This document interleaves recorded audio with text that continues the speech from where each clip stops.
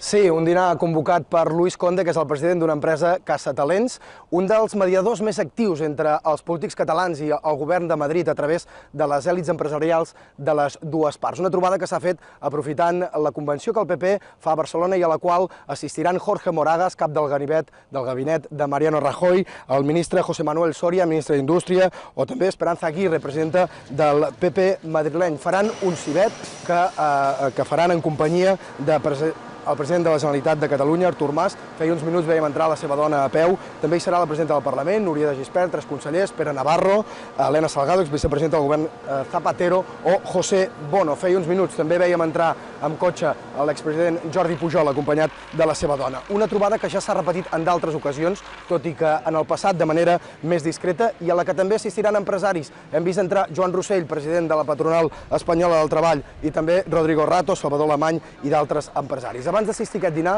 el president Mas demanava respecte al govern espanyol.